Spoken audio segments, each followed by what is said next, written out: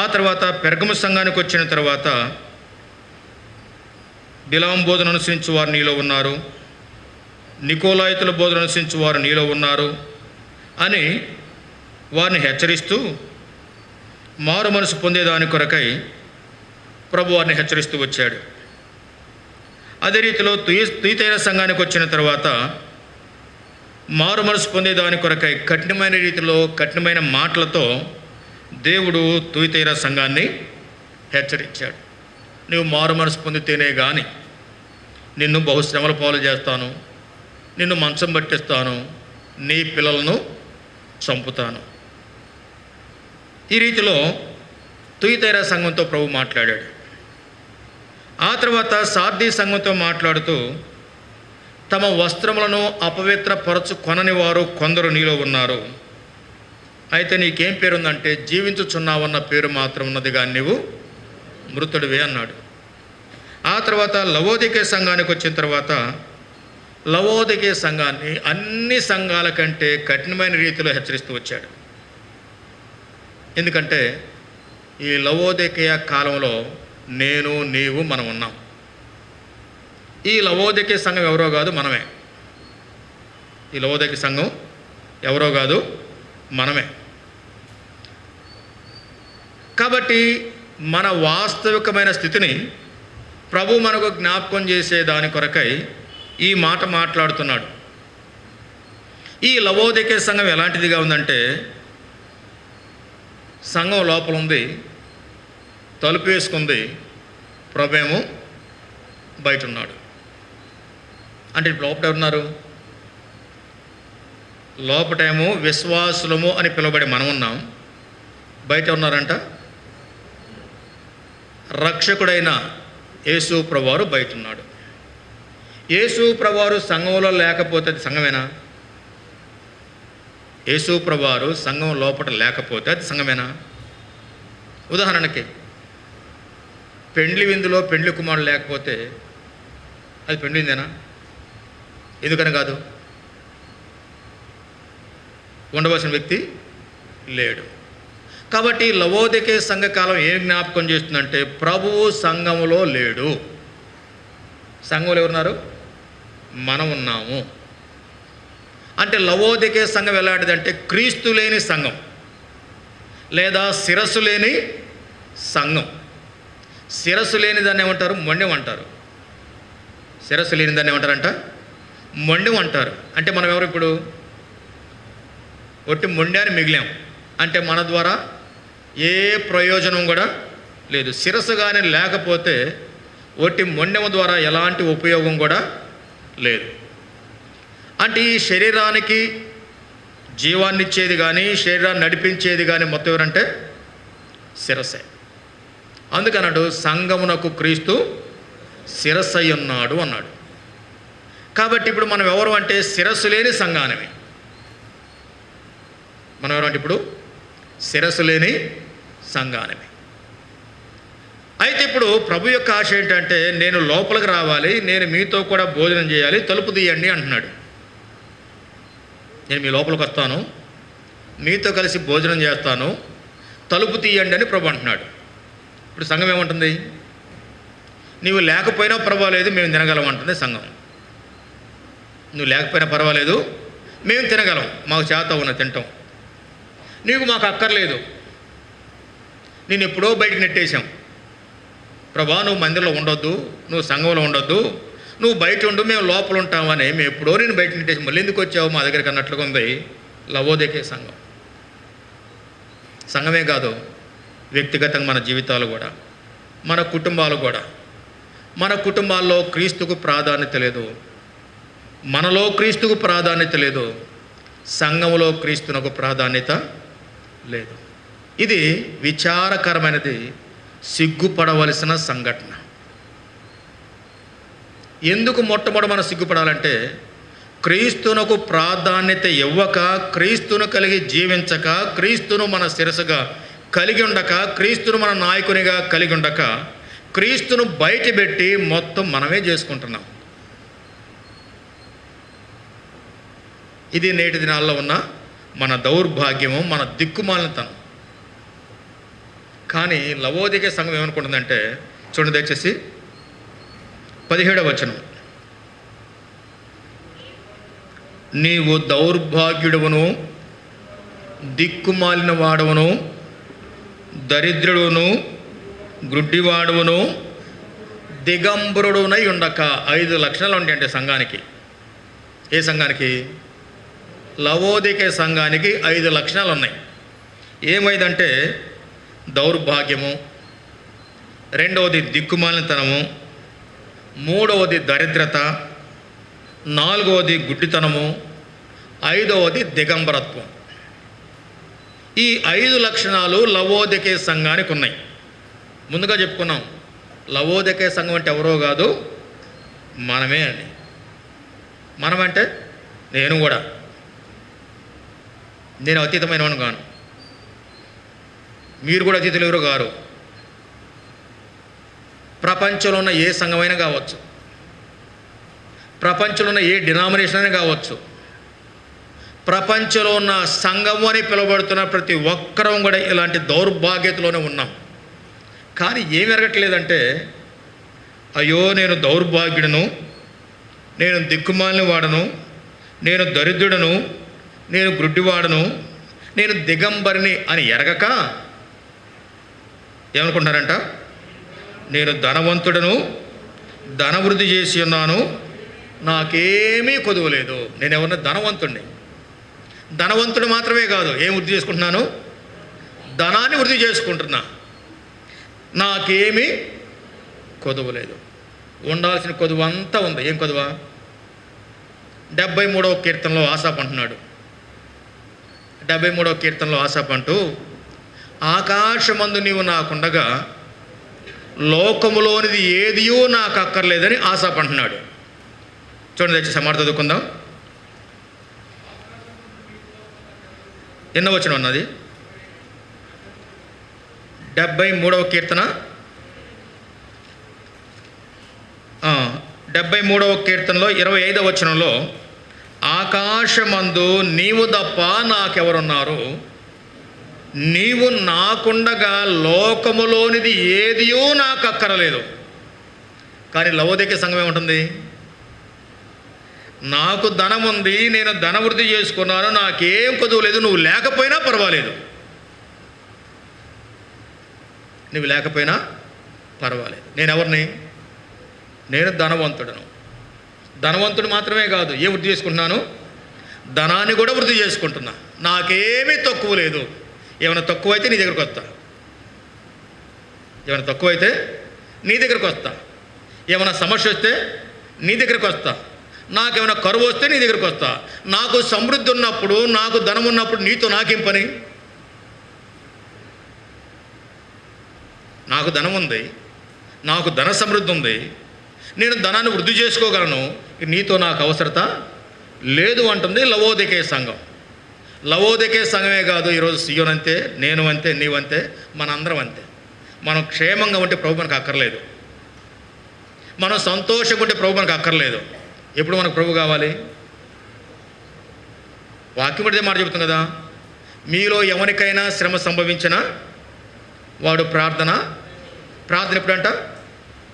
శ్రమ వచ్చినప్పుడే ప్రార్థన చేయి, శ్రమ రానప్పుడు ప్రార్థన చేయొద్దు. అంతేనా? ఎడతెగక ప్రార్థన చేయుడి, విసుగకుండా నిత్యము ప్రార్థన. మనం ఇప్పుడు బాగా ప్రార్థన చేస్తాం, మనం ఎప్పుడు బాగా ప్రార్థన చేస్తాం, పట్టుదలతో, ఆసక్తితో, ఉపవాసంతో ఎప్పుడు ప్రార్థన చేస్తాం? మనం భరించలేని కష్టము, భరించలేని బాధ వచ్చినప్పుడు అప్పుడు ఉపవాసం ఉంటాం. అప్పుడు చేసే ప్రార్థన క్షేమంగా ఉన్నప్పుడు చేయలేము. క్షేమంగా ఉన్నప్పుడు చేస్తాం, ఇది అలవాటుగా చేయాలి కాబట్టి చేస్తాం. ఇంకో మాట ఉంది కదా, నేను ప్రార్థన చేయకపోతే పాపం చేసిన మాట అవుతున్నాడు సమూయేలు. దానికోసం ప్రార్థన చేస్తాం. దేనికోసం? ప్రార్థన చేయకపోతే పాపం అయిద్దేమో, దానికోసం ప్రార్థన చేస్తాం. కానీ శ్రమ, కష్టమో, బాధ వచ్చినప్పుడు చేసే ప్రార్థన ఇంకప్పుడు ఏం జ్ఞాపకం రావు. తినాలని కానీ, త్రాగాలని కానీ, నీరసం వస్తే ఏం గుర్తురావు. అప్పుడు ఒకటే ప్రార్థన, ప్రభా నువ్వు లేకపోతే, నువ్వు నాకు సహాయం చేయలేకపోతే, ఈ పరిస్థితిలో నువ్వు నన్ను విడిచిపెడితే, అప్పుడు మాత్రం బాగా భారంతో ప్రార్థన చేస్తాం. అందుకొరకే లవోదికే సంఘం ఏముంటుందంటే, నేను ధనవంతుడను, ధనవృద్ధి చేసుకుని ఉన్నాను, నాకేమీ కొదవలేదు. కాబట్టి ప్రభా నాకేం కొదవలేదు కాబట్టి నువ్వు అక్కర్లేదు, అందుకే నువ్వు బయట ఉండు, నేను లోపల ఉంటానంటుంది లవోదికీయ సంఘం. ఒకవేళ ఇలాంటి స్థితిలో నేను, నీవు, మనము ఎవరు ఉన్నా కానీ ప్రభు ఇస్తున్న హెచ్చరిక ఏమంటే ఆసక్తి కలిగి మారు మనసు పొందు. ఎందుకంటే నీకు చూపు సరిలేదు, నీకు సరిగా కళ్ళు కనిపించట్లా.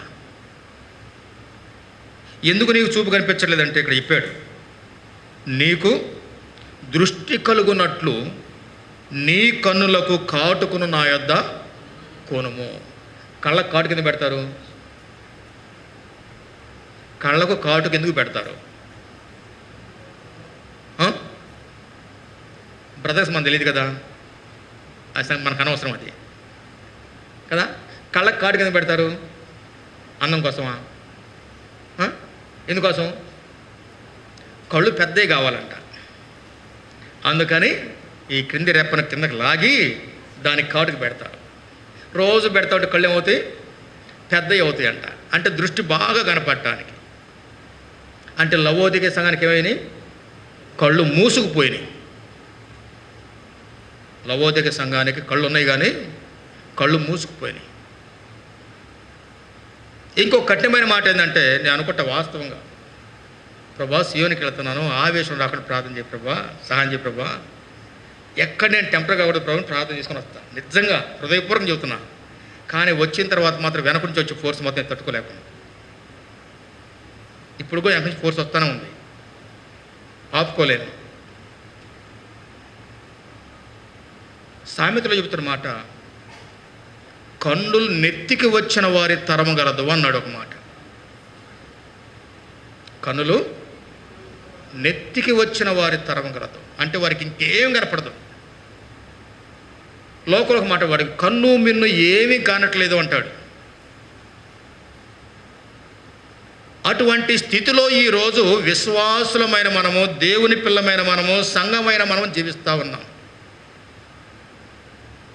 సిగ్గుతో తల వంచుకొని ప్రభు దగ్గర క్షమాపణ కోరాలి. లవోదికీయ సంఘం ఎలాంటిదిగా ఉందంటే కన్నులు కనిపించందిగా ఉంది. లేదంకో మాట చెప్పుకోవాలంటే, సౌలు కళ్ళకు పొరల గమ్మినట్లుగా మన కళ్ళకి ఏం గమ్మినాయి? పొరల గమ్మినాయి. ఇస్సాకునకు మంద దృష్టి కలిగినట్లుగా మనకు కూడా మంద దృష్టి కలిగింది. కాబట్టి మంద దృష్టి గలవారముగా, కన్నులకు పొరల గమ్మిన వారముగా, కన్నులు నెత్తికి వచ్చిన వారుగా ఈ రోజుల్లో ఉన్న లవోదికీయ సంఘం జీవిస్తూ ఉందంటే, ఈ కాలంలో మనం ఉన్నాం కనుక మనం కూడా అందులో ఒక భాగమే. ఒకవేళ ఏ స్థితి ఏమైనా నాలో ఉన్నా, నీలో ఉన్నా, మనలో ఉన్నా, హృదయపూర్వకంగా యథార్థంగా ప్రభు దగ్గర ఒప్పుకుందాం. వాళ్ళు ఎట్టున్నారు, వీళ్ళు మనకు అనవసరం. నన్ను గూర్చి దేవుడు నిన్ను లెక్క అడగడం, నిన్ను గూర్చిన దేవుడు లెక్క అడగడం, నన్ను గూర్చిన నా లెక్క నేను దేవుడు చెప్పుకోవాలి, నిన్ను గూర్చిన నీ లెక్క దేవునికి అప్పగించుకోవాలి. ఎవరి లెక్క వారు అప్పగించాలి. కానీ వాళ్ళు అట్లా చేస్తారంటే వాళ్ళ మీద మన దేవుడు తీర్పరులుగా పెట్టాల. నా మీద మిమ్మల్ని అధికారులు పెట్టాల, మీ మీద నన్ను అధికారులు పెట్టాల. మనమందరం కూడా దేవునికి లెక్క అప్పజెప్పవలసిన వారము. మనమందరం దేవునికి లెక్క అప్పజెప్పాలి. కాబట్టి ఇప్పుడు ఏం చేయాలి? ఒళ్ళు దగ్గర పెట్టుకొని బ్రతకాలి అనేది మాట. ఒళ్ళు మరచి ప్రవర్తించకూడదు. ఒళ్ళు దగ్గర పెట్టుకొని సరిగా భయం కలిగి, సరిగా భక్తి కలిగి ప్రభు కొరకు లోకంలో జీవించాలి. అసలు మనం ఎవరు దేవుని మందిరం రావడానికి? ఆరాధన చెప్పుకున్నాం, మనం ఎక్కడ కూర్చోవలసిన వాళ్ళమి? ఎక్కడో మరణం చాటును కూర్చోవలసిన, మరణపు నీడలో కూర్చోవలసిన వాళ్ళమి తీసుకొచ్చి ఇక్కడ కూర్చోబెట్టాడు. ఇక్కడ కూర్చోబెడితే నా అంతటోడు లేడు అని ఇప్పుడు ఏం చేస్తున్నాం? విర్రవిగుతా ఉన్నాం.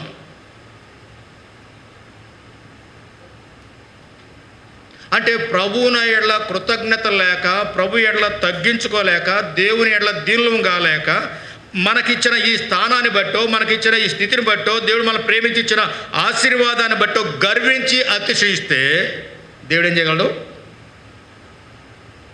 ఏం చేస్తాడు దేవుడు? సింహాసనం మీద కిందకి పడద్రోస్తాడు, గడ్డి మేపించగలడు. ఇది నా ఘనత కాదా, ఇది నా ప్రభావం కాదా, ఇది నా ఘనత కొరకు నేను కట్టించుకున్న నా రాజభవనం కాదంటే దేవుడు అన్నాడు, సరేనయ్యా అన్నీ నీయే, గడ్డి కూడా నీదే అన్నాడు. గడ్డి మేసిన రాజు ఎవరు? నెబుకద్నెజరు. ఎందుకు రాజు గడ్డి మేశాడు? అది అంతే, మనం కూడా అంతే. దేవుడు పక్షపాతి కాడు. నెబుకద్నెజరుకు న్యాయం మనకు న్యాయం చేయడు. నెబుకద్నెజరుకు ఏ తీర్పు తీర్చాడో మనకు కూడా అదే తీర్పు. కాబట్టి దయచేసి దేవుడు ప్రేమించి మనల్ని తన ఇంట్లో తీసుకొచ్చాడు, తన ఆశీర్వాదం అనిపించాలని, తన సమృద్ధి అనిపించాలని, తన మహింపరచాలని, ఆయన ఘనత కొరకే జీవించాలని, ప్రభు రాకుండా మనం పాలు పొందాల ఉద్దేశంతోనే ఈ మందిరంలోకి మనం తీసుకొచ్చాడు. అది ఏ మందిరమైనా కావచ్చు. దేవుని మందిరాన్ని తీసుకొచ్చాడంటే పరలోకపు గమనంలోకి వచ్చాం. ఇక్కడి నుండి ఎక్కడికి వెళ్ళిపోవాలి? పరలోకానికి వెళ్ళాలి. ఆ ఉద్దేశంతోనే ప్రేమ గల దేవుడు ప్రేమించాడు, సంఘంగా ఏర్పాటు చేశాడు, సహవాసం ఇచ్చాడు. ఆ సంఘానికి వచ్చిన మనము, ప్రభుని ఆరాధిస్తున్న మనము ఎలాంటి వారం కాకూడదంటే గ్రుడ్డివారము కాకూడదు. గ్రుడ్డివారం కాకూడదు. గ్రుడ్డివారు ఎవరవుతున్నారంటే పేతురు గారు రాస్తున్నారు. చూడండి దయచేసి, పేతురు గారు రాస్తూ మొదటి పత్రికలో 2వ పత్రిక 1వ అధ్యాయం, పేతురు రాసిన 2వ పత్రిక 1వ అధ్యాయం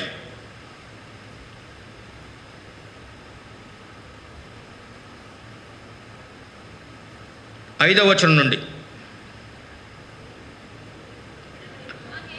ఆ హేతువు చేతనే మీ మట్టుకు మీరు పూర్ణ జాగ్రత్త గలవారై మీ విశ్వాసమునందు సద్గుణమునందు జ్ఞానమునందు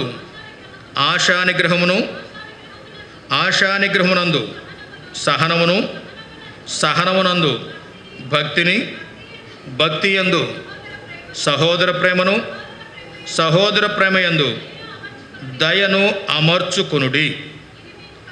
ఇవి మీకు కలిగి విస్తరించిన ఎడల అవి మన ప్రభు అయిన యేసుక్రీస్తును గూర్చిన అనుభవ జ్ఞాన విషయంలో మిమ్మును సోమరులైనను నిష్ఫలైనను కాకుండా చేయును. ఇవి ఎవనికి లేకపోవునో వాడు తన పూర్వ పాపములకు శుద్ధి కలిగిన సంగతి మరచిపోయి గ్రుడ్డివాడును దూరదృష్టి లేనివాడును అగును. ఇప్పుడు లవోదికే సంఘం ఎందుకు గుడ్డి సంఘం అయింది? లవోదికలో ఉన్న విశ్వాసులు ఎందుకు గ్రుడ్డివారయ్యారు? ఎందుకు వారి కళ్ళకు కాటు కొనుక్కోవాలంటే వారికి ఏం లేవంట? ఇవి ఎవనికి లేకపోవునో. ఏవి? 5వ వచనం నుండి చెప్పిన మాటలు. విశ్వాసంలో ఏముండాలంట? విశ్వాసంలో సద్గుణం ఉండాలి, సద్గుణమునందు జ్ఞానం ఉండాలి, జ్ఞానమందు ఆశానిగ్రహం ఉండాలి, ఆశానిగ్రహమందు సహనం ఉండాలి, సహనమందు భక్తి ఉండాలి, భక్తి యందు సహోదర ప్రేమ ఉండాలి, సహోదర ప్రేమ యందు దయ ఉండాలి. వీటిని అమర్చుకొనుడి. వీటిని ఏం చేయాలంట? అమర్చుకోండి అంటే క్యారేజ్ ఉంది, టిఫిన్ క్యారేజ్ ఉంది. ఎన్ని అరలు ఉంటాయి? కొన్ని 2 అరలు ఉంటాయి, కొన్ని 3 అరలు ఉంటాయి, కొన్ని 4 అరలు ఉంటాయి, కొన్ని 5 అరలు ఉంటాయి. ఇప్పుడు ఏం చేస్తారు? ఒకదాని మీద ఒకటి ఏం చేయాలి? అమర్చాలి. అమర్చిన తర్వాత ఏం చెప్పైనా లాక్ వేయాలి. అప్పుడు ఏముంటుంది? అప్పుడు అది భద్రంగా ఉంటుంది. ఒకవేళ అట్లా అమర్చకపోతే ఏం కావు? అవి సెట్ కావు. ఎంత ప్రయత్నించినా సెట్ కావు. కాబట్టి అదే రీతిలో నేను, నీవు, మనము విశ్వాసులము అని అనుకుంటే ఒకదాని తర్వాత ఒకటి ఇవన్నీ కూడా అమర్చుకోవాలి. వీటిని కానీ సరిగా అమర్చుకొనలేకపోయినట్లయితే మనం ఎవరమంట? గుడ్డివారము. రెండవది దూరదృష్టి లేనివారు.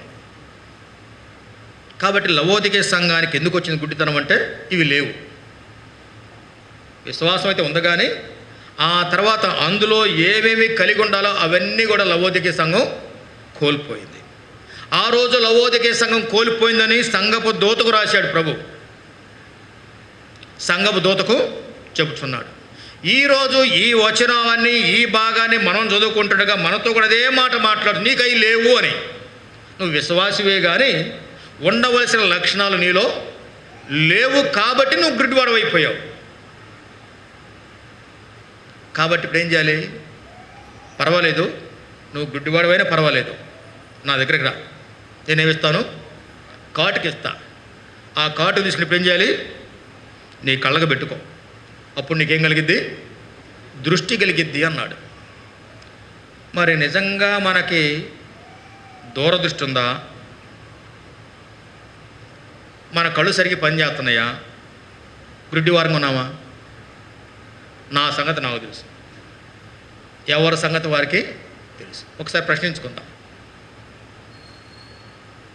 ఒక్కసారి ప్రశ్నించుకొని, దేవుడు తన వాక్యం ద్వారా మాట్లాడుతుంటుండగా, దేవుని ఆత్మ మన మధ్య సంచారం చేస్తుంటుండగా, మన మనస్సాక్షి మనతో మాట్లాడుతూ ఉంటుండగా, నాలో, నీలో, మనలో విశ్వాసి ఏమేమి అమర్చుకోవాలో, విశ్వాసి ఏమేమి కలిగి ఉండాలో అవన్నీ కలిగి ఉన్నామా లేమా? ఉన్నాయా? మనస్సాక్షి కానీ లేవు అని మనతో మాట్లాడుతూ ఉంటే, దేవుని ఆత్మ లేవు అని చెబుతూ ఉంటే యథార్థంగా ప్రభు తప్పుకుందాం. ప్రభా, విశ్వాసిగా చేయబడ్డాను కానీ అమర్చుకోవలసినవి నాలో అమర్చుకోలేకపోయింది, దయతో క్షమించు. ఆయన క్షమించడానికి సిద్ధ మనసు. మనకు ఆ మాట మాత్రం మనకు బాగా జ్ఞాపకం ఉంటుంది, ఎందుకంటే ఎక్కువ పొరపాట్లు చేస్తాం కాబట్టి ఆ వచనం బాగా జ్ఞాపకం ఉంటుంది. ఏ వచనం? క్షమించుటకు సిద్ధం. అంటే మనకు ఏమేం కావాలో మనం మొత్తం పాజిటివ్ మొత్తం దగ్గర పెట్టుకుంటాం. ప్రార్థన చేస్తున్న అవసరం పెట్టుకుంటాము కదా, ఏ సమయానికి ఏ మాటలు కావాలో, ఏ వాగ్దానాలు కావాలో, ఏ వాక్యాలు కావాలో మొత్తం దగ్గర పెట్టుకుంటాం. అవన్నీ క్రోడీకరించి ప్రభువుకు చెబుతాం. కాబట్టి ప్రాముఖ్యంగా, ప్రధానంగా మనం దృష్టి పొందితే చాలు. కన్ను తేటగా ఉంటే ఏమిటంట? దేహం అంతా తేటగా ఉంటుంది. కన్ను చెడిపోతే దేహం అంతా చెడిపోద్ది. అందుకే అంటారంటే సర్వ అవయవాల్లో కన్ను ప్రధానమైంది అన్నారు. ఒకని కన్ను కానీ చెడిపోతే దేహం అంతా చెడిపోద్ది, కన్ను కానీ బాగుంటే దేహం అంతా బాగుంటుంది. కాబట్టి మన కళ్ళు ఒకసారి పరీక్ష చేసుకుందాం. కంటి డాక్టర్ అంటే ప్రభువే, హృదయాన్ని పరిశోధించేవాడు ఆయనే, మన హృదయంతరంగాలు పరిశోధించేవాడు కూడా ఆయనే. కాబట్టి ప్రభు దగ్గరికి వెళ్ళి, ప్రభు ఒక్కసారి నా కళ్ళు పరీక్ష చేయి ప్రభా, నాకు ఏమేమి లోపించినాయో సరిగా స్కాన్ చేసి, సరిగా పరీక్ష చేసి, నాకు ఏమి కావాలో ఆ కార్డుకు నాకు దయచేయమంటే ప్రభు తప్పకుండా ఇస్తాడు. ఆ తర్వాత చూడండి ఇంకేమంటాడంటే, ఈ లవోదికే సంఘం ఇంకెలాంటిదంటే 17వ వచనంలో 2వ మాట, నీవు 2వ మాట దిక్కుమాలిన వాడవు. ఎవరంట? దిక్కుమాలిన వాడు. దిక్కుమాలిన వాడు అంటే అర్థమైంది? దిక్కుమాలిన వాడు అంటే అర్థమైంది. నేను 6th క్లాస్లో జాయిన్ అయ్యా. 6th క్లాస్లో జాయిన్ అయిన తర్వాత క్లాసులో ఒక పీరియడ్లో ప్రతిరోజు పాటలు పాడిస్తారు. ఒకరోజు ఒకడు పాట పాడాడు. ఏం పాట అంటే సినిమా పాట పాడాడు. దిక్కుల్లో మొదటిది తూర్పు దిక్కు, దిక్కు లేని వారికి దేవుడే దిక్కు అని. నిజంగా వాడు పాట పాడాడు. ఆ పాట నన్ను అట్రాక్ట్ చేసింది. నేను కూడా అది పాట పాడుకుంటా తిరిగా. ఏం పాట? దిక్కులో మొదటిది తూర్పు దిక్కు, దిక్కు లేని వారికి దేవుడే దిక్కు అని. ఆ తర్వాత ఒక మాస్టర్ గారు ఏం చేశాడు అంటే, కుటుంబ ప్రార్థనకి వెళ్తే నన్ను తీసుకెళ్ళాడు. అక్కడ ఆయన ఒక పాట పాడాడు. యెహోవా నాకు వెలుగయ్యే, యెహోవా నా రక్షణయే, నా ప్రాణదుర్గమయ్యే, నేను ఎవరికి అన్నడు భయపడను, నా తల్లియో నా తండ్రియో ఒకవేళ నడిచిను, యెహోవా నన్ను చేరదు. ఈ పాట వచ్చిన తర్వాత ఆ పాట పోయింది.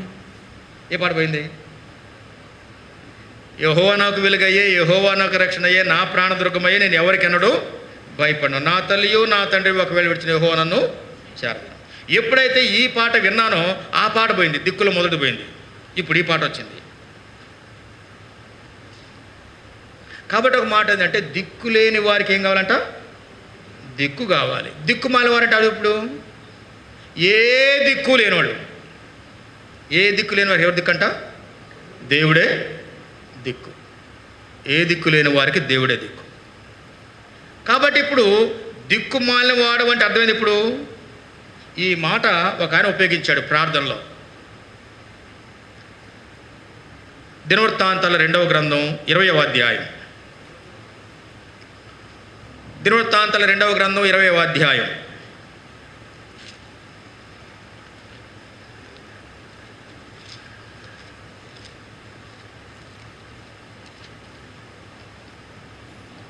పదకొండవ వచనం చూడండి దయచేసి.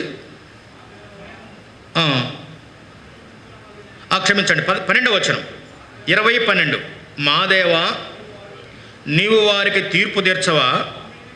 మా మీదికి వచ్చి ఈ గొప్ప సైన్యంతో యుద్ధము చేయుటకు మాకు శక్తి చాలదు. ఏమీ చేయుటకును మాకు తోచదు. నీవే మాకు దిక్కు. నీవే మాకు దిక్కు. ఈ ప్రార్థన చేసింది ఎవరు? యెహోషాపాతు ఈ ప్రార్థన చేశాడు. ఏమని ప్రార్థన చేశాడు? నీవే మాకు దిక్కు అని ప్రార్థన చేశాడు. అంటే దిక్కు మాలివాడు అంటే దేవుడు లేనివాడు. మనం ఎవరు? ఎఫెసీ పత్రిక 2వ అధ్యాయంలో మునుపు మనం ఎవరు అంట? మునుపు దూరస్తులము, దేవుడు లేని వారము, నిరీక్షణ లేని వారము, పరజనులము, పరదేశులము. రక్షణ పొందిన తర్వాత మన దిక్కు ఎవరు? దేవుడే మన దిక్కు. ఇప్పుడు రక్షణ పొందిన తర్వాత సంఘంలో చేర్చబడిన తర్వాత దిక్కుమాలుడు అంటే, రక్షణ పొందకుండా దిక్కుమాలుడు అంటే వాస్తవమే, కరెక్టే. రక్షణ పొందిన తర్వాత దిక్కుమాలుడు అంటే, రక్షణ పొందిన తర్వాత ప్రభా నేను దిక్కుమాలుడు అంటే ప్రభు ఉంటాడు. చెప్పండి. ఉదాహరణ తల్లిదండ్రులు ఉన్నారు. ఆ తల్లిదండ్రులు పోయి పిల్లడు అంటున్నాడు నేను దిక్కుమాలుడు అంటే వాళ్ళు ఏమంటారు? ఏమీ వచ్చామనుకున్నావు అంటారు. అంతేనా కదా? మేము బ్రతికే ఉన్నాం నువ్వు ఎట్టు దిక్కుమాలుడు అంటారు. ఇప్పుడు దేవుని దగ్గరకు వచ్చి ప్రభా నేను దిక్కుమాలుడు అంటే అర్థమైంది. ఇప్పుడు దేవుడు ఎవరు? మన తండ్రే కదా. దేవుడు మన తండ్రే. దేవుడు మన తండ్రి అయిన తర్వాత రక్షణ పొందిన తర్వాత మనం ఎట్టు దిక్కుమాలుడు అవుతాం అంటే, దిక్కుమాలడం కాము కానీ దిక్కుమాలిన బ్రతుకులో బ్రతుకుతున్నాం. అంటే నా తండ్రి నాకున్నాడు, నా తండ్రిని పోషించగలడు, నా తండ్రిని సంరక్షించగలడు, నా తండ్రి నా పక్షంగా తన కార్యాన్ని చేయగలడు అని తండ్రి యొద్దకు వెళ్ళి తండ్రికి చెప్పుకోలేని దౌర్భాగ్యతలో ఉన్నాం, దిక్కుమాలితనంలో. ఇంక అర్థం కావాలంటే ప్రార్థన లేనోళ్ళుగా ఉన్నాం. ప్రార్థన లేకపోవటమే దిక్కుమాలినతనం. అందరం ప్రార్థన చేస్తున్నాం కదా. మన ప్రార్థన ఏంది? దయచేసి ఏమనుకోవద్దు. ప్రార్థన అంటే దేవునితో మాట్లాడటం, తండ్రితో మాట్లాడటమే ప్రార్థన. అవును కదా. మనం దేవునితో మాట్లాడతా ఎవరి విషయం మాట్లాడుకోవాలి? దేవునితో మాట్లాడేటప్పుడు చెప్పండి. దేవునితో మాట్లాడేటప్పుడు ఎవరి విషయాలు మాట్లాడుకోవాలి? నా విషయం నేను దేవుని చెప్పుకోవాలి, నా తండ్రి చెప్పుకోవాలి. ఇట్లా నా విషయం నా తండ్రికి చెప్పుకోకుండా ఎవరెవరి గురించి చెబుతాడు దాన్ని ఏమంటారు? వాటిని ఏమంటారు చెప్పండి? సాడీలు చెప్పడం అంటారు. మన ప్రార్థనలో తండ్రితో మాట్లాడుకుంటున్నామా సాడీలు చెబుతాం ప్రార్థనతో దేవుని దగ్గర? చెప్పండి. వాళ్ళట చేస్తున్నారు, వీళ్ళట చేస్తున్నారు, వాళ్ళట చేస్తారు, వీళ్ళట చేస్తున్నారు, వాళ్ళ సంగతుడు, వీళ్ళ సంగతుడు, వాళ్ళ సంగతుడు, వీళ్ళ సంగతుడు. ఇది ప్రార్థనేనా? ఇది ప్రార్థన అనిపించుకుంటుందా? ఇంకొంతమంది అయితే ప్రార్థనలు పోట్లాడుతూ ఉంటారు దేవునితో. మాట్లాడగానే తెగించలేనాడు అబ్రహాం. సొదొమ గుమ్మరాల విషయంలో ప్రభా నేను మాట్లాడి తెగించలేను ప్రభా, నేను దుమ్మును ధూళిని ఒక్కసారి మాత్రమే అని బతిలాడుకుంటున్నాడు అబ్రహాం. అబ్రహామేమో దేవుని స్నేహితుడని దేవునితో బ్రతిలాడుకుంటే మనమేమో పెద్ద దేవుని కంటే అబ్రహాం కూడా పెద్ద గొప్పవాడు అన్నట్టు దేవునితో పోట్లాడుతూ ఉంటాం.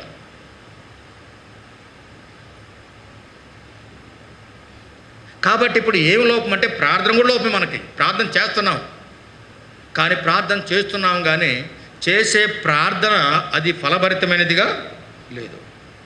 ప్రభు ఒక మాట చెప్పాడు యోహాను సువార్త 15వ అధ్యాయంలో, నా యందు మీరును మీ యందు నా మాటలు నిలిచినట్లా మీకు ఏది ఇష్టమో అడుగుడి, అది మీకు అనుగ్రహించబడి అన్నాడు. తర్వాత మాట చెప్పిన యెషయా గ్రంథంలో, వారు వేడుకొనక వనిపి నేను వారికి ఉత్తరం ఇచ్చేదను అన్నాడు.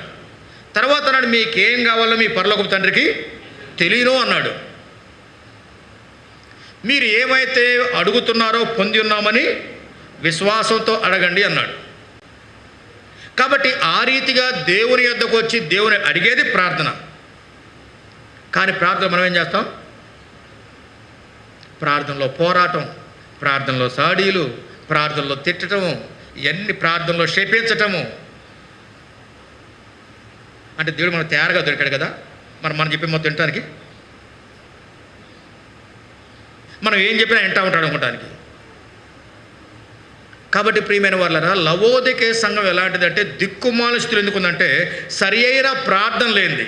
ప్రార్థన చేస్తుంది కానీ ప్రార్థనలు ఏం లేదు, శక్తి లేదు.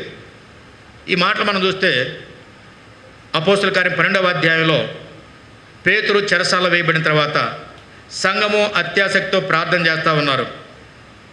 సంఘం అత్యాసక్తితో ప్రార్థన చేస్తూ ఉన్నారు. దేవుడేమో తన దూతను పంపించాడు. చెరసాలో ఉన్న పేతురును వారు ప్రార్థించే ఇంటి దాకా తీసుకొచ్చాడు. ఆ ఇంటి దాకా వచ్చిన తర్వాత వారు తలుపులు వేసుకొని ప్రార్థన చేస్తూ ఉన్నారు. పేతురేమో తలుపు తడతా ఉన్నాడు. పేతురు తలుపు తడతా ఉండి తలుపు తీయండి తలుపు తీయండి తలుపు తడతా ఉంటే పెద్దోళ్ళకి ఎవరికి స్పృహ లేదు. పెద్దోళ్ళు మొత్తం బాగా భారంతో ఆసక్తితో ప్రార్థన చేస్తూ ఉన్నారు. ఇంకా ఎట్టట అరిసరిసి ప్రార్థన చేస్తున్నారు, ఏడుస్తా ప్రార్థన తెలియదు. అయితే రోజు ఏం చేసింది? ఆలకించడానికి తలుపు దగ్గర పోయింది. ఎవరో తలుపు కొడతారో పిలుస్తున్నారని. ఆ రోజు ఏం చేసింది? చిన్నది స్వరం గుర్తుపట్టింది. పేతురు వచ్చాడు అంది. ఏ పిచ్చిదాని వెంట మాట్లాడతావు? పేతురు ఎట్లా వస్తాడు? పేతురు చెరసాల్లో ఉంటే చెరసాలలో పేతురు ఎట్లా పెట్టుకొస్తాడు? అసలు నువ్వు పిచ్చిదానివి అన్నారు. ఇప్పుడు పిచ్చోళ్ళు ఎవరు? ప్రార్థన చేస్తున్న పెద్దోళ్ళు పిచ్చోళ్ళ? పేతురు స్వరాన్ని గుర్తుపెట్టిన రోజే పిచ్చిదా? మనం పిచ్చోళ్ళమే. వాస్తవం, మనందరం పిచ్చోళ్ళమే. ఎందుకంటే ప్రార్థన చేస్తున్నాం కానీ ప్రార్థన జవాబు వచ్చినా గ్రహించలేకపోతున్నాం.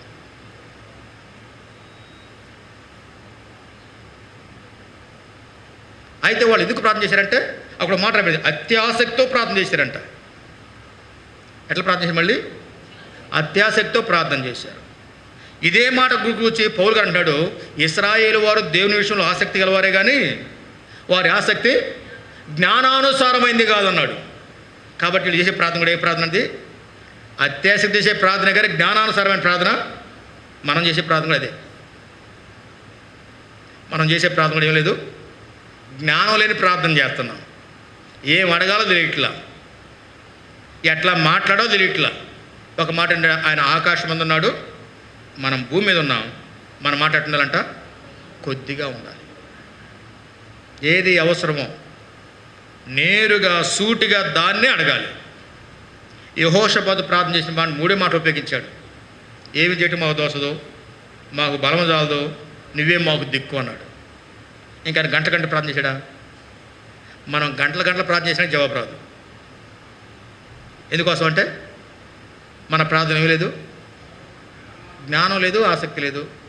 ఆసక్తి ఉన్నది జ్ఞానానుసారమైనది కాదు, లోపల శక్తి లేదు. ప్రార్థన చేయాలి కాబట్టి ప్రార్థన చేస్తున్నాం. అంత రొటీన్ జరిగిపోతుంది. అంతా యాంత్రికమైన భక్తి, అన్నీ యాంత్రికమైపోయినాయి. మేము కూడా యాంత్రికమైన చెప్పాలి కాబట్టి మేము కూడా చెబుతున్నాం. వినాలి కాబట్టి మీరు కూడా వింటున్నారు, రావాలి కాబట్టి వస్తున్నారు. ఏదో రొటీన్ జరిగిపోతా ఉన్నాయి, జరగాలి కాబట్టి జరుగుతున్నాయి. రేపు ప్రభు వస్తే అసలు బయటపడిద్ది కదా, వినేవాళ్ళ సంగతి, చెప్పేవాళ్ళ సంగతి. కాబట్టి ప్రియమైన వాళ్ళరా, ప్రేమగల దేవుడు లవోదికే సంఘాన్ని గురించి కలిగిన తలంపు ఏంటంటే నువ్వు గ్రుడ్డి వాడవు అన్నాడు, తర్వాత నువ్వు దిక్కుమాలిన వాడవు అన్నాడు. ఇప్పటికైనా గ్రహించు, నేను నీకున్నా. నీకే కష్టం వచ్చినా, ఏ శ్రమ వచ్చినా, ఏ బాధ వచ్చినా నేనున్నా, నీకు నా ఎదుకురా. ఇంత పెద్దవాడు కూడా నన్ను దిక్కుగా పెట్టుకొని నువ్వు నా దిక్కు చూడక ఆ దిక్కు తిరిగి ఎందుకు దిక్కుమాలిన బ్రతుకుపోతావు?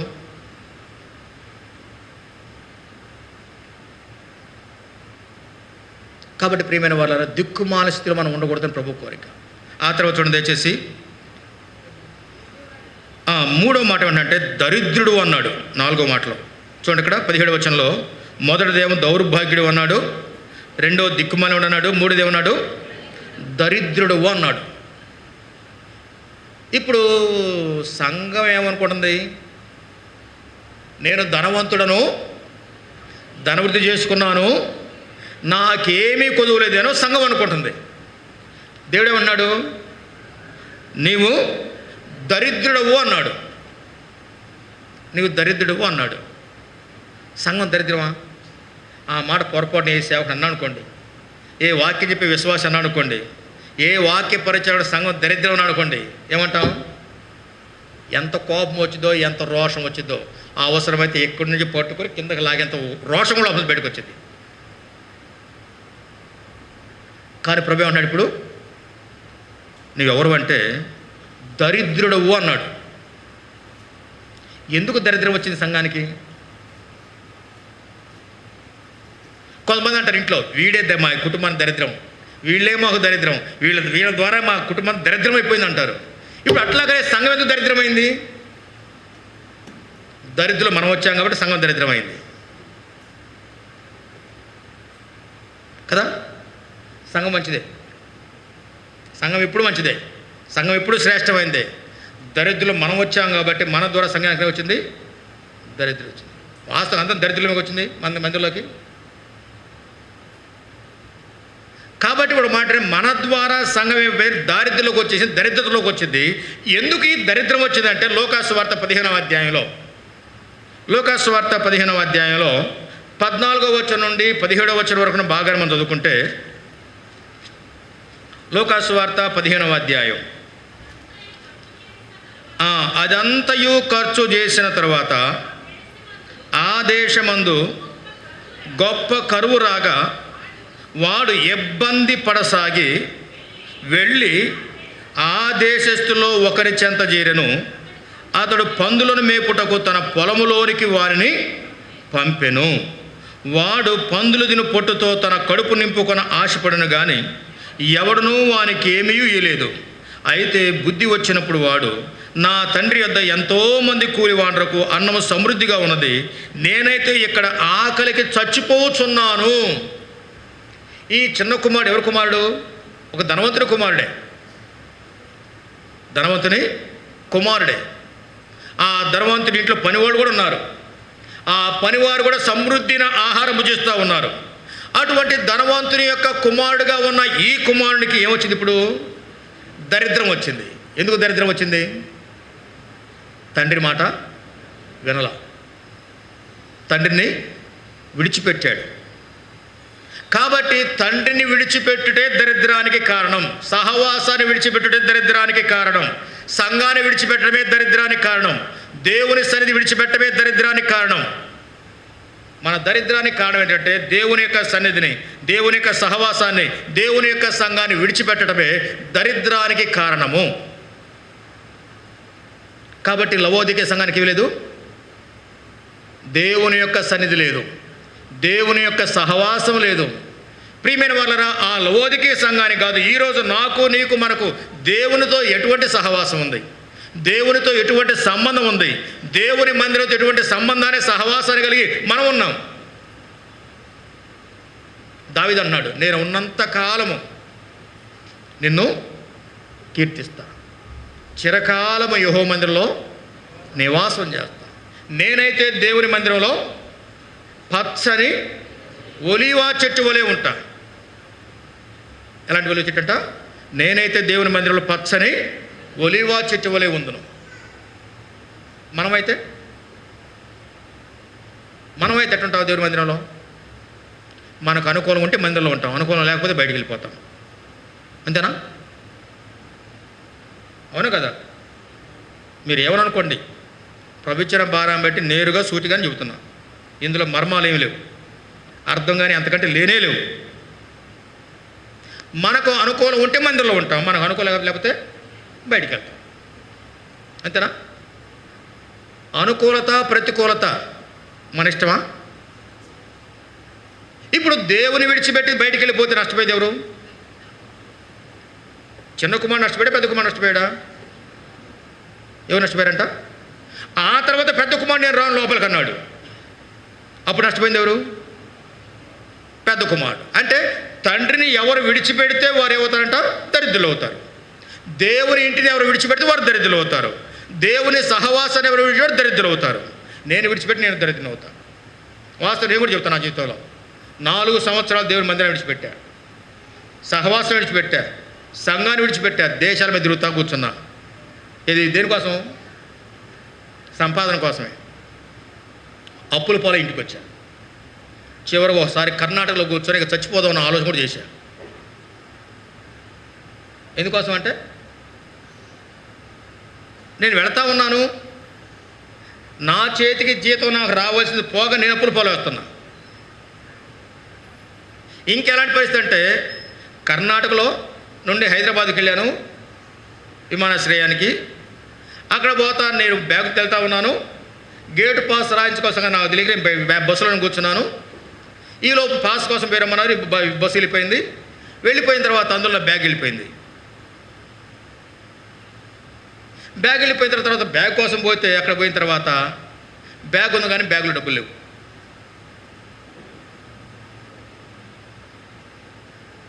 ఇప్పుడు అంత కేసు అంతే ఉంది. ఇప్పుడు కూడా తేలది, ఎవరి విషయం తెలియదు. మళ్ళీ ఇంటికి వచ్చిన తర్వాత మళ్ళీ వాళ్ళకి నోటు రాసి మళ్ళీ ఇంకొక 3 నెలలు వాళ్ళ కింద జీతం చేస్తే డబ్బులు వాళ్ళకి జలగట్టా. ఎందుకు వచ్చిందంతా? దేవుని ఇంటిని విడిచిపెట్టడం ద్వారా, దేవుని సహవాసం విడిచిపెట్టడం ద్వారా. నా జీవితంలో 2 సంవత్సరాలు నాకు వాగ్దానం లేవు. వ్యక్తిగత వాగ్దానం 2 సంవత్సరాలు నాకు లేవు. ఎందుకు లేవంటే నా జీవితంలో నేను చేసిందే, ఎవసంగా నేను చెప్పట్లా. కాబట్టి దేవుని సన్నిధిని, దేవుని సహవాసాన్ని విడిచిపెట్టుట మన దరిద్రానికి కారణము. నీ సన్నిధిలో సంపూర్ణమైన సంతోషం కలదు, నీ సన్నిధిలో నిత్య సుఖములు కలవు. నీ సన్నిధిలో సంపూర్ణమైన సంతోషం ఉంది, నీ సన్నిధిలో నిత్య సుఖాలు ఉన్నాయి. మరి ఆ దేవుని సన్నిధిని కోల్పోతూ వచ్చేది ఏంటి? దరిద్రతాయి. కాబట్టి లవోదిక సంఘం ఎందుకు దరిద్రమైంది? ఇప్పుడు దేవుని సన్నిధి విడిచిపెట్టింది, దేవుని సహవాసం విడిచిపెట్టింది, దేవునితో ఉన్న సంబంధాన్ని కోల్పోయింది. అందుకే ప్రభువు అన్నాడు, నాకు వేరుగా ఉండి మీరేమీ చేయలేరు అన్నాడు. నాకు వేరుగా ఉండి మీరేమీ చేయలేరు. కాబట్టి ప్రియమైన వాళ్ళ, రక్షణ పొందిన తర్వాత మనం ఎలాంటి వారం ఉండాలంటే, ద్రాక్షవల్లి తీగ ఎటువంటి సంబంధాన్ని కలిగి ఉందో అటువంటి సంబంధాన్ని, సహవాసాన్ని యేసు ప్రభువారితో మనం కలిగి ఉండడం ద్వారానే మనం క్షేమాన్ని పొందుతాం. కానీ లేకపోతే దారిద్రత వెంటబడి వస్తూ ఉంటుంది. దానికి ఎవరినో నిందించాల్సిన అవసరం కూడా లేదు, మనమే నిందించుకోవాలి. కాబట్టి ఇప్పుడు లవోదికే సంఘాన్ని మనం చూస్తే, ఇప్పుడు లవోదికే సంఘంలో మొట్టమొదటి ఏముందంటే దిక్కుమాలితనం ఉంది, రెండవది దరిద్రం ఉంది, ముందుగా చెప్పుకున్నాం గుడ్డితనం అని. 4వ చూడండి, చివరి మాట మనం చూస్తే దిగంబరుడవై ఉన్నావు అన్నాడు. ఇది ఇంకా భయంకరమైంది. దేనికంటే? గుడ్డితనం కంటే, దిక్కుమాలితనం కంటే, దరిద్రత కంటే భయంకరమైందంట. దిగంబరుడవై ఉన్నావు అంటే నీకేం లేదు, వస్త్రాన్ని కోల్పోయావు, నువ్వు సంచరిస్తూ ఉన్న వీధుల్లో. ప్రకటన గ్రంథం 16వ అధ్యాయం 16వ వచనంలో చూడండి దయచేసి. ప్రకటన 16:16. ప్రకటన 16:16.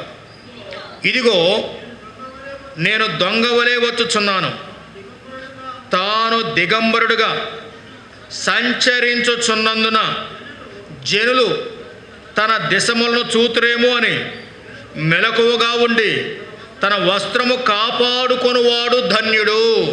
అంటే లవోదికే సంఘం ఏం కోల్పోయింది? వస్త్రాన్ని కోల్పోయింది. ఏ వస్త్రం కోల్పోయింది? మనం చెప్పుకున్నాం, రక్షణ వస్త్రము, స్తుతి వస్త్రము, ఉల్లాస వస్త్రము, నీతిని పైబట్ట, పెండ్లి కుమార్తె వస్త్రము, పెండ్లి కుమారుడు వస్త్రం మొత్తం బాగా చెప్పుకున్నాం ఉపన్యాసాల్లో. మనకు పాయింట్లు రావాలి కాబట్టి చెప్పుకుని పోతూ ఉంటాం కదా. మనకు కూడా వాక్యం బాగా తెలుసు కాబట్టి మనం చెప్పుకుని పోతాం. ఇప్పుడు లవోదికే సంఘం ఏం కోల్పోయిందంట? వస్త్రాన్ని కోల్పోయి దిగంబరిగా వీధుల్లో తిరుగుతూ ఉంది. దిగంబరిగా వీధుల్లో తిరుగుతుంటే ఎవరు చూస్తున్నారు? ఇప్పుడు జనం చూస్తూ ఉన్నారు. చూసేమంటారు? చూసి ఏం చేస్తారు? ఒక వ్యక్తి దిగంబరిగా వీధిలో తిరుగుతుంటే జనం కళ్ళను మూసుకోవాలి, తిట్టనని తిట్టాలి, కొట్టి రాళ్ళతోనే కొట్టి చంపాలి. 3 పనులు జరగాలి. ఏ 3 పనులు? ఈ దిగంబరత్వాన్ని చూడలేక చూసేవాడు కళ్ళను గొప్పుకోవాలి, అంటే వాళ్ళకన్నా సిగ్గుని కళ్ళు గొప్పుకోవాలి. ఎటు తిరిగి ఒకటి సిగ్గు లేదు కదా. రెండవది ఏం చేయాలంట? కొడితే రాళ్ళతోనే కొట్టాలి. ఈ 2 పనులు చేయాలి. ఇప్పుడు లవోదికే సంఘం ఎట్లుంది? ఇప్పుడు లవోదికే సంఘము దిగంబరిగా సంచరిస్తూ ఉంది. దిగంబరిగా లవోదికే సంఘం కనపడతా ఉంటే ప్రభుకి ఎంత బాధ? నేను వస్త్రం ఇచ్చాను కదా, నేను వస్త్రం ఇచ్చాను, ఆ వస్త్రాన్ని ఇచ్చేదానికి నేనే నాకున్న వస్త్రాన్ని విడిచిపెట్టా. ఎంత త్యాగం నేను చేసి వాళ్ళకు వస్త్రాలు ఇస్తే ఆ లవోదికే సంఘం వస్త్రాన్ని కోల్పోయిందంటే ఆయనకి ఎంత కోపం వచ్చింది, ఎంత బాధ కలిగింది, హృదయంలో ఎంత ఆవేదన ఉంటుంది. ఇప్పుడు ఆ లవోదికే సంఘము దిగంబరిగా సంచరిస్తుంటే అవమానం ఎవరికి? అవమానం ఎవరికి? మనకు లేకపోవచ్చు అవమానం. చాలామంది సిగ్గుడిసోని ఉంటారు. పచ్చిగా చెప్తున్నా, అర్థమయ్యేలా చెప్తున్నా. చాలామంది సిగ్గుడిసోని ఉంటారు, వాళ్ళకి అసలు ఏ సిగ్గు ఉండదు.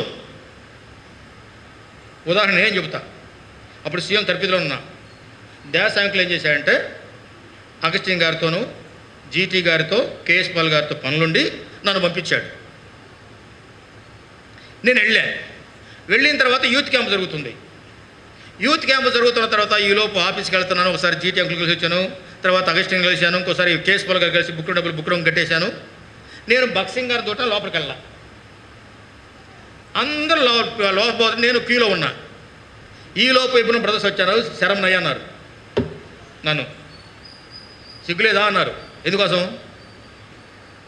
రోజు తిరుగుతున్నావు కదా ఆఫీసులోకి, రోజు ఆఫీసులో తిరిగి బక్సింగ్ చూసేకూడదు, మళ్ళీ వచ్చి ఇలా నిలబడ్డావా అన్నారు. వాళ్ళకేం చెప్పాలి ఇప్పుడు?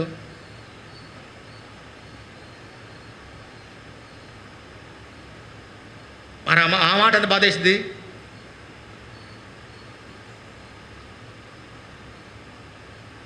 అయితే ఒక మాట ఏంటంటే, ఇప్పుడు మనం ఒకవేళ సిగ్గుడిసి తిరగొచ్చామో, మనకు సిగ్గు లేకపోవచ్చేమో, లజ్జ అనేది మనకు లేకపోవచ్చేమో, అన్నీ వదిలేసి మనం తిరగొచ్చామో, చూసేవారికి ఎట్టుంటుంది, ప్రేమించిన ప్రభుకి ఎట్టుంటుంది? ఆయన గుడ్డోడు కాదుగా. ఆయన గుడ్డోడా? ఆయన గుడ్డోడు కాదు. మనం తిరుగుతూ ఉంటే రోషం ఎవరికి? ఆయనకు రోషం వచ్చింది, ఆయనకు బాధ కలిగింది. అందుకనే అప్పగించాడు. ఎవరికి? ఇశ్రాయేలు వారు దేవుని బాధ పెట్టిన కారణం చేతనే, దేవునికి కోపం రేపిన కారణం చేతనే, వారు సిగ్గు విడిచి ప్రవర్తించిన కారణం చేతనే ఎంత కఠినంగా మాట్లాడా అంత కఠినంగా మాట్లాడి హెచ్కేల్ గ్రంథంలో, హోషేయ గ్రంథంలో ఆ మాట్లాడిన మాటలు మనకు చదువుకోవడం ఖర్చు వేసింది. హోషేయ గ్రంథంలోను హెచ్కేల్ గ్రంథంలో దేవుడు మాట్లాడే మాటలు మనం చదువుకోవడానికి కూడా ఇట్లా బహిరంగ చెప్పుకోవడం సిగ్గేసింది. ఆ మాటలు చెప్పుకోవడానికి అంత కఠినంగా మాట కూడా సిగ్గురాలి వాళ్ళకి. అందుకనికే 70 సంవత్సరాలు బబులోను చెరకు అప్పగించాడు.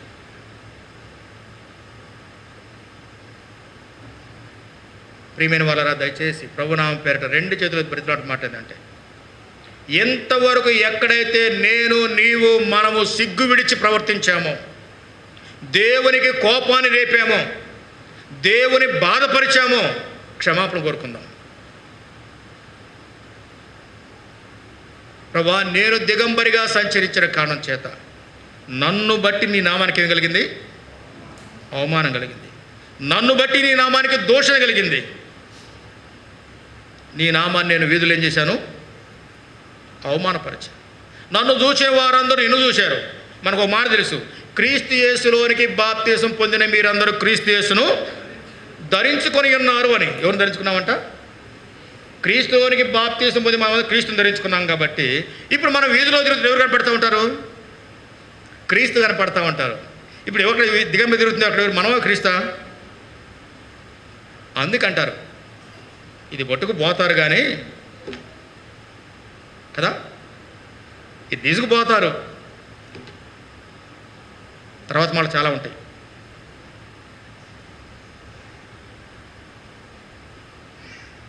దీన్ని చేతబట్టిన తర్వాత దేవుని యొక్క ఉద్దేశం ఏంటంటే, లోకమందు జ్యోతుల వలె కనబడాలి. సువార్తపై కరపత్రి తీసుకో, కరపత్రి పంచడం కాదు. సువార్తపై గొంతు దించుకొని ప్రసంగాలు చేయడం కాదు కదా. మనం చేసే సువార్త ఎంత, మనం చేసే దుర్వార్త ఎంత? మనం చేసే సువార్త ఎంత, మన ద్వారా పోయి దుర్వార్త ఎంత? ఈరోజు వీధుల్లో పోయి యేసు ప్రభు దగ్గర రండి, మీకు విశ్రాంతి కలుగుతుంది చెప్తే ఏమంటారు వాళ్ళు? చెప్పండి. ఒక ఊర్లో సువార్తకి వెళ్ళాం. సువార్తకి వెళ్ళిన తర్వాత ఊరు సెంటర్లో పెట్టాం మైక్ వ్యాను పెట్టి ఇదే మాట చూద్దాం. ప్రయాసపడి భారం మోసుకుని సమర్థ విశ్రాంతి కలుగుతుందంటే ఒక ఆయన అన్నాడు, పాస్టర్ గారు కొంచెం మైక్ ఇస్తారా అన్నాడు. సార్ ఒక్కసారి నాకు మైక్ ఇవ్వండి చాలు. పలానా సంఘంలో పలానా రోజు ఎందుకు నేను చెప్తా, మీకు నెమ్మది లేక, మీకు సమాధానం లేక, మీరు స్టేషన్ చుట్టూ తిరుగుతా, కోర్టు చుట్టూ తిరుగుతా, మీరు మాకు సమాధానం చెప్తారండి. మీకు వాస్తవం అన్నమాట ఇది, నేను కల్పించబట్లేదు. వాస్తవం అన్నమాట ఇది. మీరే స్టేషన్ చుట్టూ తిరుగుతా, అది ఎక్కడో కాదు, చెరుకుపల్లిలోనే, ఊరు కూడా చెప్పి ఇప్పుడు. మీరే స్టేషన్ చుట్టూ తిరుగుతా, మీరే కోర్టులకు వెళ్తా, మీరే కేసులు పెట్టుకుంటా, మీకే సమాధానం లేకపోతే, మీకే విశ్రాంతి లేకపోతే మీరు మమ్మల్ని రమ్మంటారేంది? ముందు మీరు బాగుపడే తర్వాత మాకు చెప్పండి అన్నారు. ఇది వాస్తవం కదా? ఇది వాస్తవమా కాదా? అది ఎవరి ద్వారా? అందులో నేనెంతవరకు బాధ్యుణ్ణి, అందులో నా పాత్ర ఎంత ఉంది, వ్యక్తిగతంగా నేను ఎంతవరకు దానికి బాధ్యుణ్ణి? ఈ ప్రశ్న వేసుకుంటే నిజంగా నన్ను బట్టి నిన్ను బట్టి దేవుని నామానికి ఎంత అవమానం కలిగిందో. ఉదాహరణ మనం చూస్తే యోహాను సువార్త 12వ అధ్యాయంలో యేసు ప్రభువారు లాజరును బ్రతికించిన తర్వాత యేసు ప్రభువారు బేతనీలో భోజనానికి కూర్చున్నారు. యేసు ప్రభువారు బేతనీలో భోజనానికి కూర్చుంటే యేసు ప్రభువారితో కూడా భోజనానికి ఎవరు కూర్చున్నారు? లాజరు కూర్చున్నాడు. లాజరు కూర్చున్న తర్వాత అనేకులు చూడడానికి వచ్చారు. ఎవరి చూడడానికి వచ్చారు? యేసు ప్రభువుని చూడాలి. ఈసారి లాజరు యేసు ప్రభువుని చూడటానికి రాలా. యేసు ప్రభువు ఏం చెబుతాడని చూడటానికి రాలా. ఆ చనిపోయి బ్రతికిన లాజరును చూడటానికి వచ్చారు. లాజరును చూడటానికి వచ్చిన సందర్భంలో లాజరును బట్టి అనేకులు ప్రభువునందు విశ్వాసం వచ్చారు. చూడండి మాట ఒకసారి, యోహాను సువార్త 12వ అధ్యాయంలో. అతనిని 10వ వచనం, అతనిని బట్టి యూదులలో అనేకులు తమ వారిని విడిచి యేసునందు విశ్వాసముంచిరి. ఇప్పుడు ఎవరిని బట్టి విశ్వాసం ఉంచారు? అందుకే ప్రభు అన్నాడు, నేను నీతో భోజనం చేస్తా, నువ్వు తలుపు తీ. నీవు కానీ తలుపు తీస్తే నేను లోపలికి వస్తా, నాతో నీవు, నీతో నేను భోజనం చేద్దాం. మన ఇద్దరం కలిసి భోజనం చేస్తూ ఉంటే చూసేవారికి ఏం కలగాలి? విశ్వాసం కలగాలి. ఓ లవోదికే సంగమా, నువ్వు తలుపుది. లవోదిక సంగమం ఏమంటుంది? వద్దు ప్రభా, నువ్వు లోపలికి రావద్దు. నువ్వు లోపలికి వస్తే మేమేం కావాలి? నువ్వు లోపలికి వస్తే సామాన్యంగా రావు. యేసు ప్రభువారు యెరూషలేముకి వెళ్ళాడు. యెరూషలేముకి వెళ్ళినప్పుడు ఎట్లా వెళ్ళాడంట? కొరడా తీసుకుని పోయాడు. వారి బల్ల మొత్తం వేసాడు, పడద్రోశాడు. పౌరాలు మొత్తం వేసాడు, ఎగరేసాడు. కొరడా తీసుకుని మందిరంలోకి వెళ్ళాడు. ఆయన వస్తే అంతే ఉంటుంది, ఈసారి వస్తే అంతే ఉంటుంది. ఆయన కానీ మన మధ్యలోకి వచ్చాడంటే ఉన్న పళంగా ఇప్పుడు వచ్చినా మనందరమే కొరడబడిద్ది.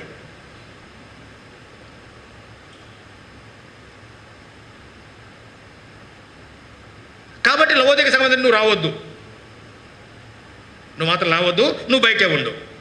మాకు ఏమి లేకపోయినా పర్వాలేదు, ఏమి లేకపోయినా మేము పరలోకైనా పోకపోయినా పర్లేదు, మాకు నిత్యజీవం లేకపోయినా పర్వాలేదు, మేము ఈ లోకంలో ఉంటే చాలు, మేము లోపల ఉంటే చాలు.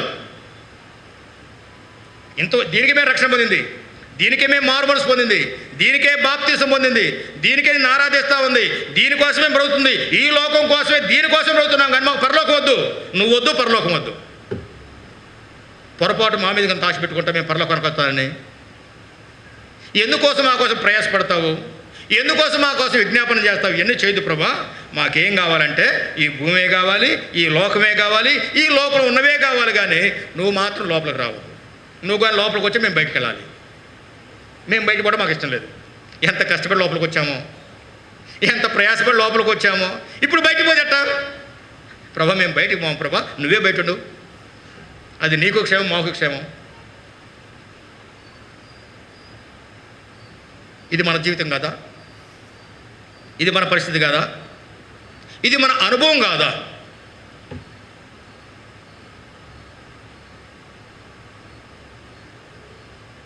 ఇప్పుడు యేసు ప్రభువారు లాజరు యేసు ప్రభువారితో భోజనం కూర్చున్నాడు. చూడడానికి వచ్చిన తర్వాత అనేకులు అతనిని బట్టి యూదులు అంటే యేసు ప్రభువారిని వ్యతిరేకించేవారు. యేసు ప్రభువారిని వ్యతిరేకించేవారు. యేసు ప్రభువారు అంటే ఒప్పుకొన్న వారు లాజరుని బట్టి యేసు ప్రభువారిని విశ్వాసం ఇచ్చారు. అదే మాట పౌలు గారు చెప్పాడు. అవిశ్వాసైన భర్త కలిగిన ఒక సహోదరి వాక్యము లేకుండా తన ప్రవర్తన ద్వారా తన భర్తను ప్రభువు దగ్గరికి రాబట్టబడవచ్చు. ఒకవేళ భార్య అవిశ్వాసి, భర్త విశ్వాసి, తన ప్రవర్తన ద్వారా తన భార్యను ఏం చేయొచ్చు? రక్షించవచ్చు.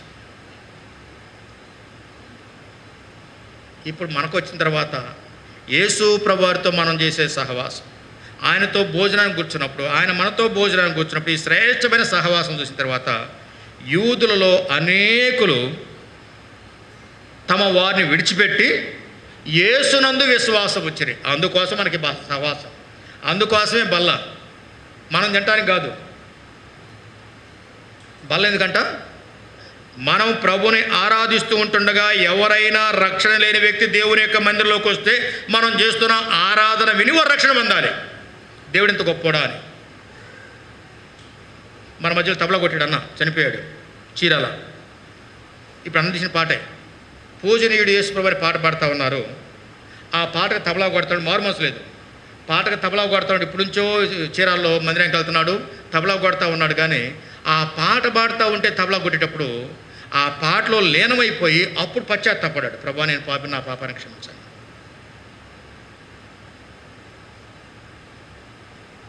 వాక్యం చెప్పలా, ఆ పాటే ఆ వ్యక్తిని రక్షణలోనికి నడిపించింది. కాబట్టి మనం ఆరాధన చేస్తుంటే ఒక వ్యక్తి రక్షించబడాలి. మనం ప్రభుబల్లో పాలు పొందుతూ ఉంటే మనం ప్రభుబల్లో పాలు పొందుతున్న విధానం చూసి అనేకులు ఏం చేయాలంటే ప్రభునందు విశ్వాసం ఉంచాలి. అందుకోసం ప్రభుబల్ల. ఇక్కడ ఎవరు పంచుతారు? నేనే పంచాలి, వాడు ఎందుకు పంచాలి, వీడు ఎందుకు పంచాలి, నేను పంచాలి, దీనికోసం కాదు ప్రభుబల్ల. మన ఆధిపత్యాల కోసమో మన స్థానాల కోసమో ప్రభుబల్ల కాదు. ప్రభువునందు అనేకులు విశ్వాసం ఉంచేదానికి మనం ప్రభువులో పాలు పొందాలి. ప్రభువులో మనం పాలు పొందుతున్న విధానాన్ని చూసిన తర్వాత అనేకులు ప్రభువునందు విశ్వాసం ఉంచాలి. తర్వాత మరొక మాట చూస్తే ప్రభు బలలో మనం పాలు పొందేది, ప్రభు మనతో భోజనం చేయాలనుకునేది, లేదా దేవుడు మనతో భోజనం చేయాలనుకునేది దేనికోసం అంటే చూడండి దయచేసి లూకాసు వార్తలో దేవుని యొక్క వాక్యం మనం చూసినప్పుడు 7వ అధ్యాయం 36వ వచనం. లూకాసు వార్త తనతో కూడా భోజనము చేయవలని ఆయన అడిగాను. ఆయన ఆ పరిసని ఇంటికి వెళ్ళి. ఇప్పుడు 47వ వచనం. ఆమె విస్తారముగా ప్రేమించను గనుక ఆమె విస్తార పాపములు క్షమించబడెను. ఇప్పుడేమన్నాడు? కుమారి, నీ విశ్వాసం నిన్ను రక్షించను, సమాధానము గలదానవై పొమ్ము. అంటే ఇప్పుడు యేసు ప్రభువారు ఆ సీమోని ఇంటికి భోజనానికి వచ్చాడు. ఇప్పుడు వారు ఆయనతో భోజనం చేస్తూ ఉన్నారు. ఆ భోజనం చేస్తూ ఉంటుండగా ఒక పాపాత్మురాలు స్త్రీ లోపలికి వచ్చిన తర్వాత ఆమె ఏమైంది? ఇప్పుడు రక్షణ పొందింది. అంటే యేసు ప్రభువారు మనతో ఎందుకు భోజనం చేయాలనుకుంటున్నాడంటే మనం యేసు ప్రభువారు మనతో భోజనం చేయటం ద్వారా ఒక పాపి ఏం కావాలి? రక్షణ పొందాలి. రక్షణ పొందిన పాపి సమాధానంగా వెళ్ళాలి. ఆ ఉద్దేశంతోనే ప్రభు ఏమంటాడు? తలుపు తీయండి, నేను లోపలికి వస్తా, నేను మీతోనూ మీరు నాతో కలిసి భోజనం చేద్దాం.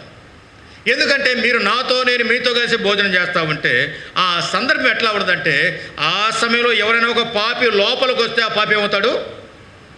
రక్షణ పొందుతాడు, సమాధానంగా వెళతాడు. అందుకోసం ప్రభు బలలో మనం పాలు పొందాలి. రెండోది మనం చెప్పుకున్నాం లాజరు విషయంలో. లాజరు చనిపోయి తిరిగి లేచిన తర్వాత ప్రభుతో భోజనానికి కూర్చున్న సందర్భాన్ని చూసి అనేకులు తమ వారిని విడిచిపెట్టి యేసు ప్రభు వారి యందు విశ్వాసం ఉంచారు. చివరిగా యోహాను సువార్త 13వ అధ్యాయం. యోహాను సువార్త 13వ అధ్యాయం. యోహాను సువార్త 13వ అధ్యాయంలో యేసు ప్రభువారు తన శిష్యులతో కూడా భోజనానికి కూర్చుంటున్నాడు.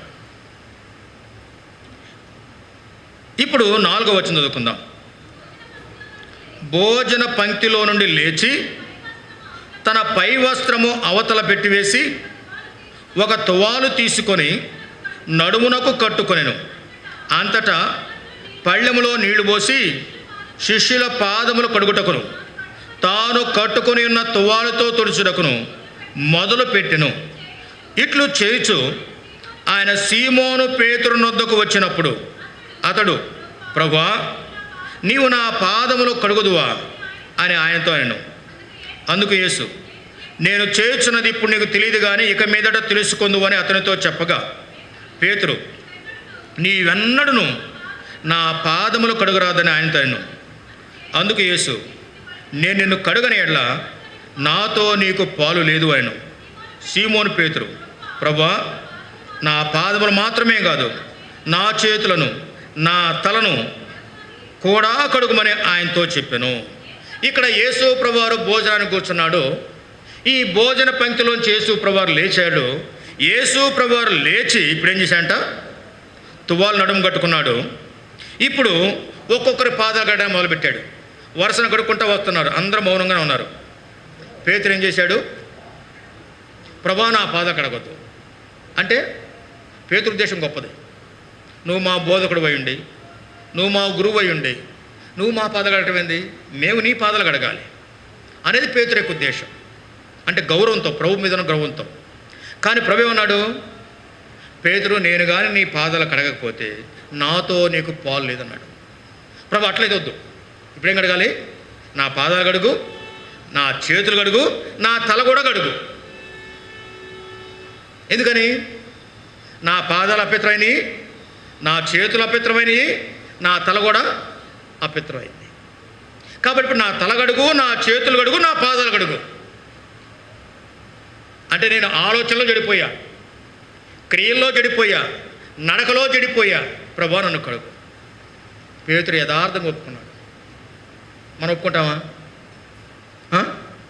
ఒప్పుకుంటామా? అంటాం, ఏమైనా పాపం చేసి ఉంటే, ఏదైనా తప్పు చేసి ఉంటే ప్రభువా క్షమించు, ఏమైనా అనుంటే క్షమించు, ఏమైనా చేసి ఉంటే క్షమించు అంటే నేను చేయలేదని చెప్పడం అంతే ప్రభుకి, అంతేగా.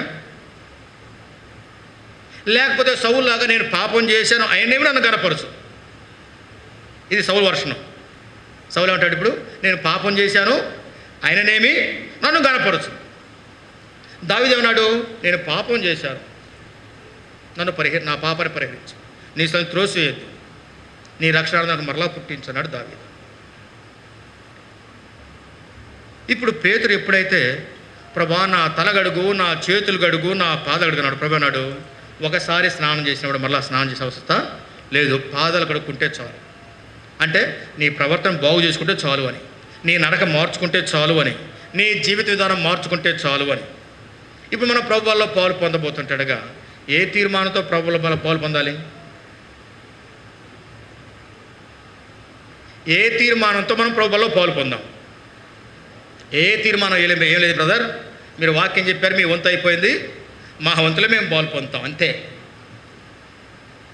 చెప్పడం మీ వంతు, వినేది వినది మా వంతు, మేము పాలు పొందే మా వంతు. ఒక సహవాసం ఉంది, దయచేసి ఏమనుకోవద్దు. ఆ సహవాసంలో బల్ల బంచేవాళ్ళు ఎలాంటి వాళ్ళు అంటే మనలాంటి వాళ్ళు కాదు. వాళ్ళు ఏదో టయానికి వచ్చి బల్ల బంచేవాళ్ళు కాదు.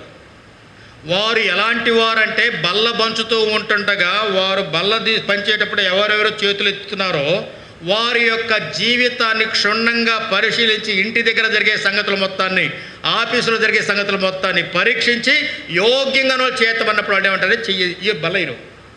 ఆ తర్వాత బ్రదర్ నాకెందుకు నువ్వు బల్ల లేదంటే ఏమంటారంటే, పలానా రోజు నువ్వేం చేశావు, ఎట్లా బల్ల పాలు పొందుతావు, నువ్వు సరి చేసుకున్నావా? మనకు అది లేదు కదా. మనం చేతులు ఎత్తాం, వాళ్ళు ఇస్తారు, తింటాం, రోగులం అవుతాం, బలహీనం అవుతాం, హాస్పిటల్ తిరుగుతూ ఉంటాం, అవసరం చచ్చిపోతాం.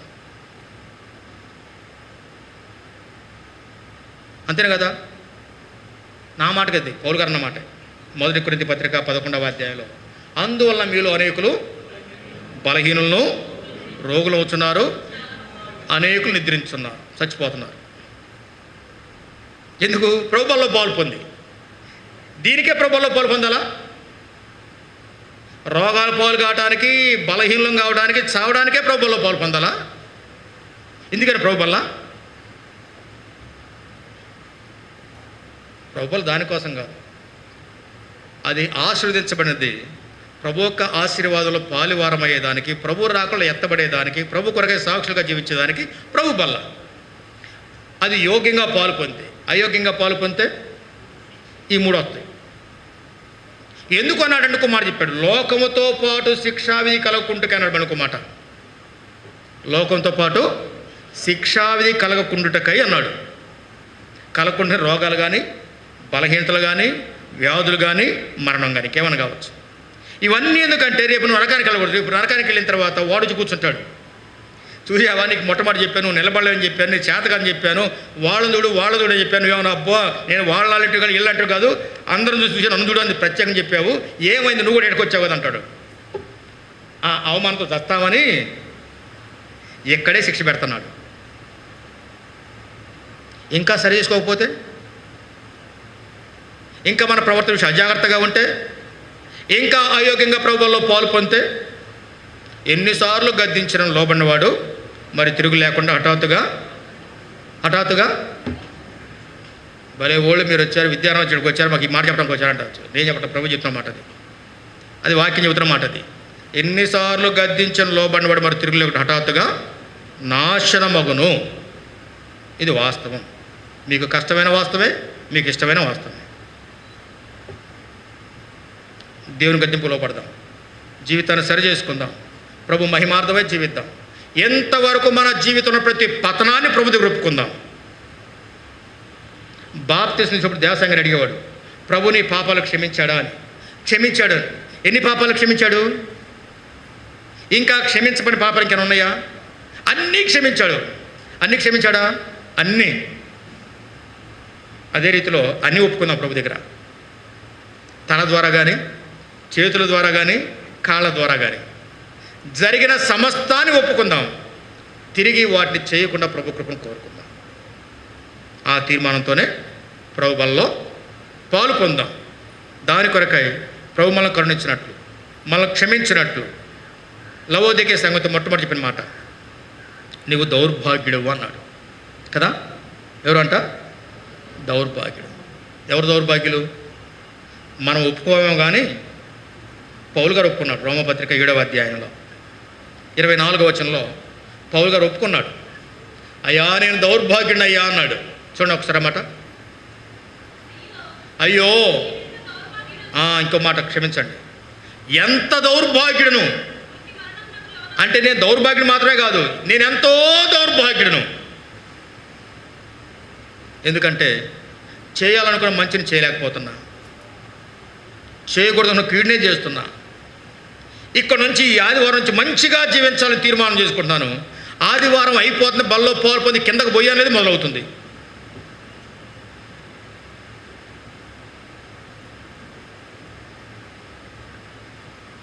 వాడు కూడా రొట్టె ముచ్చుకున్నాడంట, తినగానే సాతాను ప్రవేశించాడంట వాళ్ళు.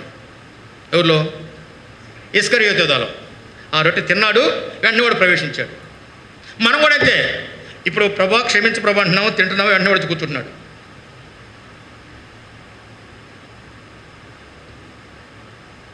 కాబట్టి పౌలు గారు అనమాట, అయ్యో నేనంత దౌర్భాగ్యుడను, ఇట్టి మరణమునకు లోనగు శరీరం నన్ను ఎవడో విడిపించును. కాబట్టి ఇప్పుడు మనం కూడా ప్రభు చెప్పాలంటే, ప్రభా నేను దౌర్భాగ్యంగా జీవించాను, నన్ను క్షమించు, నన్ను నూతనపరచు, నీవు నాలోనికి వచ్చినట్లుగా నా హృదయాన్ని తెరుస్తున్నా, నీ ఆత్మకార్య నాలో జరిగించు, నేను నీ రక్తమాంసాల్లో పాలు పొందబోతుంటుండగా నీ నామానికి మహిమ కలిగినట్లుగా, అనేకులకు రక్షణ కలిగినట్లుగా నేను కూడా అంత్యదినంలో నీతో కూడా నేను కలుసుకునే దానికి లేపడే ఆ శ్రేష్టమైన భాగ్యం కొరకాయి ప్రభా నా జీవితాన్ని సిద్ధపరచు. నాలో ఉన్న గుడ్డితనాన్ని తొలగించు, నాలో ఉన్న దౌర్భాగ్యాన్ని తొలగించు, నాలో ఉన్న దిక్కుమాలితనాన్ని తొలగించు, నాలో ఉన్న దరిద్రతను తొలగించు.